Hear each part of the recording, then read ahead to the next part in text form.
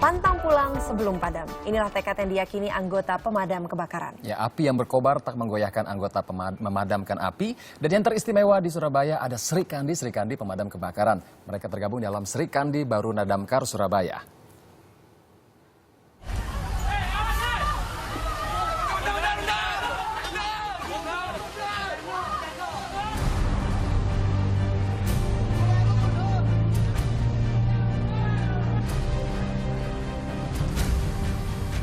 Insya Allah kalau kita niat ya, bahasa Jawanya niat ingsun ya, kerja secara ikhlas dengan kegiatan kita yang positif menolong orang, insya Allah Tuhan akan melindungi itu. Saya yakin itu.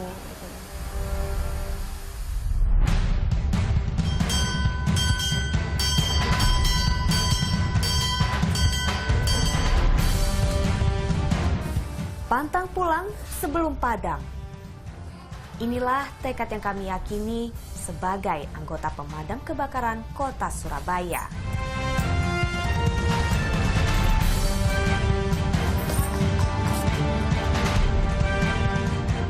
Memiliki paras ayu tidak harus kemayu, garda terdepan menghadapi rintangan. Loyalitas tanpa batas, dedikasi harga mati. Kami adalah Sri Kandi Baruna Surabaya. Pantang pulang sebelum api padam, walaupun nyawa taruhannya. Damkar, Damkar Surabaya.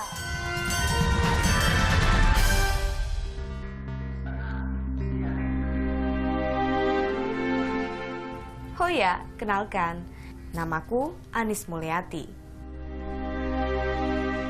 Sejak Mei 2012 lalu, aku mulai menjalani profesi sebagai Sri Kandi Baruna. Menjadi angkatan pertama pemadam kebakaran wanita bentukan Chandra Oratmangun, aku telah siap dengan resiko yang aku hadapi. Menjadi regu pemadam kebakaran pertama di Indonesia, awalnya kami hanya beranggotakan 5 orang. Lambat laun, kini jumlah Sri Kandi Baruna menjadi 16 orang.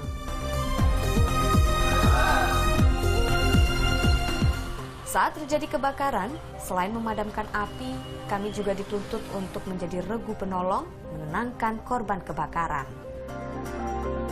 Dan tak cuma itu, teknik dasar pertolongan pertama pada korban kebakaran pun wajib kami kuasai.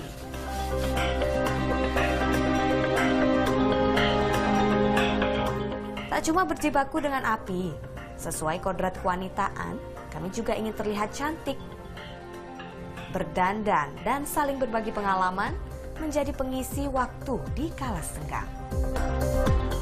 Ya, seperti ini temanku yang satu ini. Kalau perawatan memang saya suka perawatan ya. Waktu masuk di sini saya stop dulu perawatannya karena waktu itu kita latihannya di panas-panasan, Mbak. Jadinya hitam lagi. Tapi ya tetap kita melakukan perawatan. Pulang kantor ya langsung pergi ke salon, biasalah perempuan, takut jelek ya Mbak. Jadinya ya diputihkan lagi.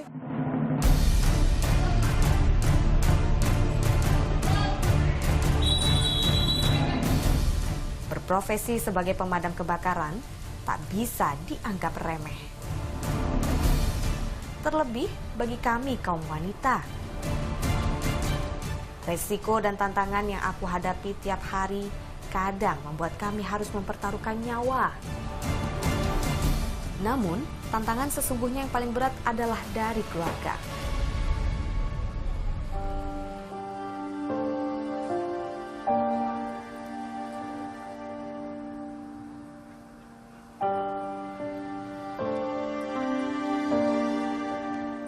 Komplain terutama datang dari keluarga, terutama suami, anak, dan orang tua. Di mana seorang suami itu mengkhawatirkan seorang istri yang mengemban tugas yang dengan resiko besar. Bagaimana seorang istri adalah seorang perempuan, seorang ibu. Bagaimana dia mampu melaksanakan tugas seorang laki-laki.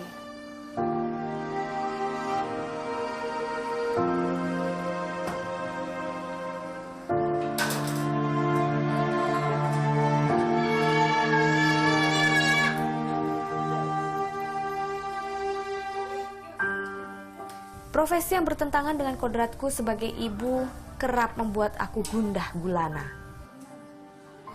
Terlebih saat aku harus meninggalkan buah hatiku. Beruntung, aku punya pimpinan yang mengerti akan kodratku sebagai istri dan seorang ibu.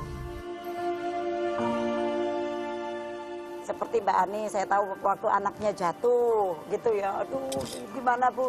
Ya udah saya datang, temuin suaminya, ketemu dengan keluarganya, CS dengan anaknya, ya seperti itu. Ada yang suami agak keberatan, saya coba yakinkan mereka, betul kok jam segini istri sampean dengan saya. Ini ada fotonya. Ayo Mas, kapan-kapan ke kantor, kalau ada kebakaran ayo ikut. Dulu kata Mbak Anis, kalau ada kobongan, Mbak Anis keluar anaknya nangis.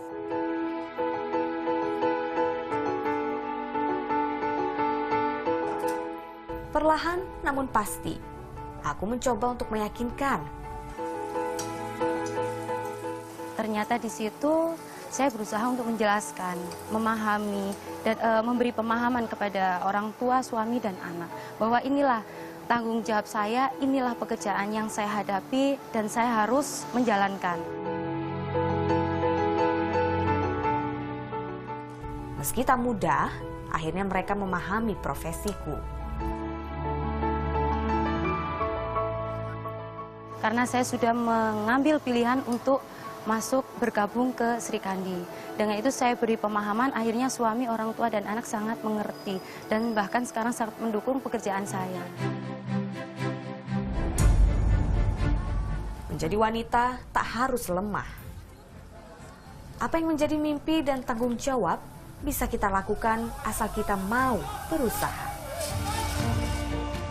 Ada pesan yang selalu kuingat dari Ibu Chandra, bahwa bekerja harus didasari dengan keikhlasan.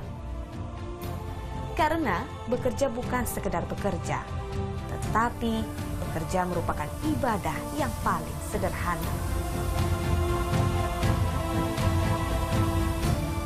Saya katakan bahwa kerja ini ibadah. Kita mungkin nggak punya uang banyak untuk nyumbang ke sana, nyumbang ke sini. Tapi kita nolong orang itu ibadah loh. Dan dengan hati nurani kita kan ikhlas, kita datang menolong. Jadi pasti Tuhan di atas akan menolong kita.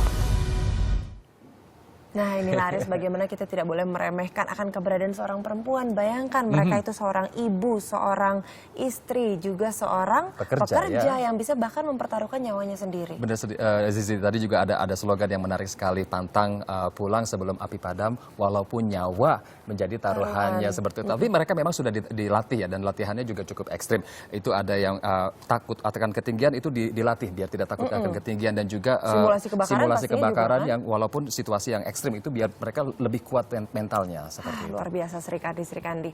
Baiklah.